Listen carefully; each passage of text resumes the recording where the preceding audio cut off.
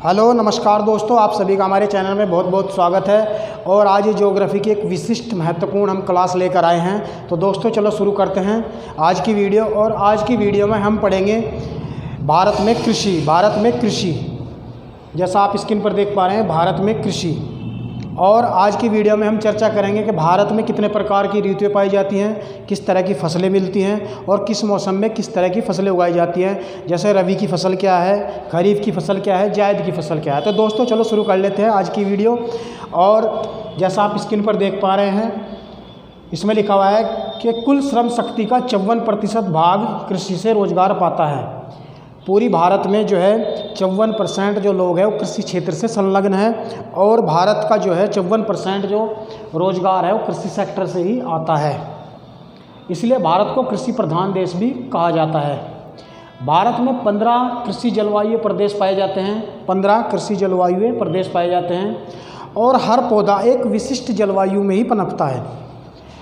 हर पौधे की एक विशिष्ट जलवायु होती है जिसमें वह उगता है। एक विशिष्ट जलवायु पाई जाती है। जैसे एग्जाम्पल के तौर पर जो धान का पौधा है वह उष्णकटिबंधीय पौधा है। धान का पौधा एक उष्णकटिबंधीय पौधा है।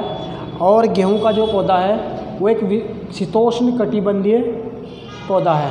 धान का जो है उष्णकटिबंधीय पौधा और गेहूं का शीतोष्ण कटिबंधीय पौधा है।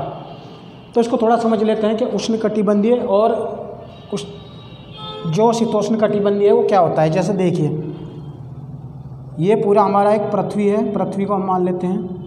और पृथ्वी के बीच से जो लाइन जाती है उसे भूमध्य रेखा या विषुवत रेखा कहते हैं। विषुवत रेखा या भूमध्य रेखा कहा जाता है।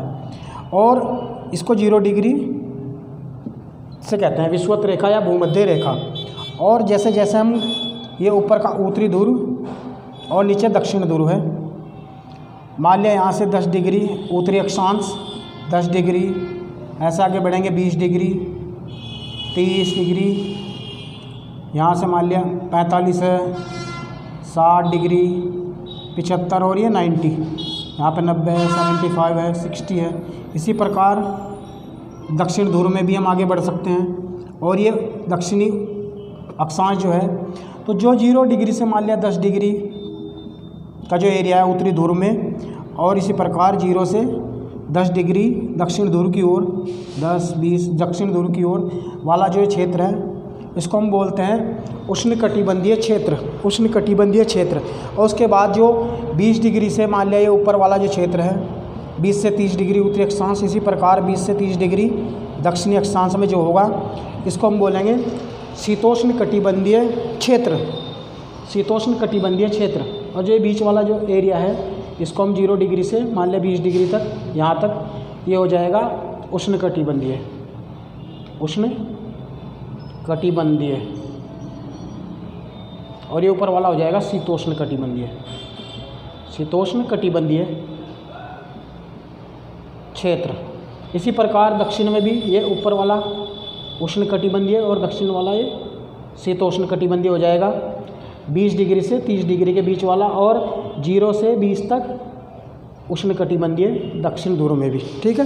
तो जो ये वाला एरिया है उष्णकटिबंधीय, इसमें जो फसल उगाई जाएगी यहाँ पे वो गेहूं की फसल होगी, वो धान की फसल होगी।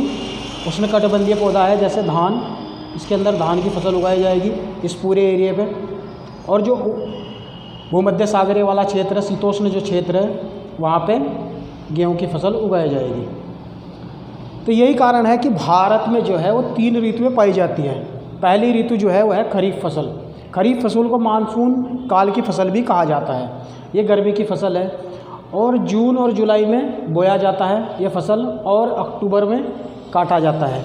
इसकी जो मुख्य फसल है उन पर चर्चा कर लेते हैं। जैसे धान, जवार, बाजरा, मक्का, मूंग, उड़द, सोयाबीन, लोबिया, सोयाबीन, मूंगफली, सूरजमुखी, तिल, अरंडी, कपास, तंबाकू।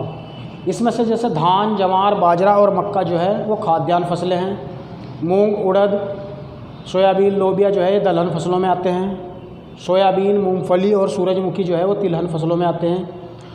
और तिल, अरंडी, कपास, तंबाकू जो है ये नकदी फसलें हैं खरीफ फसलों में। इसी प्रकार जो नेक्स्ट है वो है रबी फसलें। रबी फसलें जो है शीत ऋतु की फसल कहा जाता है, जो अक्टूबर नवंबर में बोई जाती हैं और लगभग 5 महीने बाद अप्रैल और मई में काटी जाती है। और इसकी मुख्य फसलें हैं गेहूँ, जौ, सरसों, मटर, चना, गन्ना, बरसीन। जिसमें से गेहूँ और जौ जो है वो खाद्यान्न फसलें हैं, सरसों जो है वो तिलहन फसलें हैं, चना हो गया ये दलहन फसल हो गई, और गन्ना जो है बरसीन वगैरह जो है घास की फसल है, और गन्ना जो है एक नकदी फसल में आता है। और जो तीसरा प्रकार है वो है जायद प्रकार। खरीफ और रबी के जो बीच का मौसम होता है उसको हम बोलते हैं जायद फसल। ग्रीष्म ऋतु की फसल है, ये पानी की कमी वाला मौसम होता है, पानी की कमी वाला। और इसके अंदर मुख्यतः जो फसलें आएंगी खरबूजा, तरबूज, खीरा, ककड़ी, मूंग और उड़द आदि। क्योंकि पानी की कमी रहती है तो ये फसलें जो है पूर्ति करती है। जैसे खरबूजा, हम गर्मियों में जब पानी प्यास लगती है, लू का मौसम होता है, तो उस समय जो है खीरा और ककड़ी जो है मुख्यतः खाए जाते हैं। तो दोस्तों आज की जो फसल थी, जो आज की जो वीडियो थी उसमें हमने पढ़ा कि भारत में जो है 3 तरह की फसलें उगाई जाती है मुख्यतः, खरीफ फसलें, रबी की फसलें और जायद फसलें। तो मुझे उम्मीद है कि आज की वीडियो आपकी अच्छी तरह समझ में आ गई होगी। अगर आपको आज की वीडियो अच्छी लगे तो इसे ज़रूर लाइक करें और हमारे चैनल को सब्सक्राइब कर लें, और इस वीडियो को ज़्यादा से ज़्यादा लाइक करते हैं। तो मिलते हैं नेक्स्ट अगली वीडियो में, तब तक आपका दिन शुभ हो। जय हिंद, जय भारत।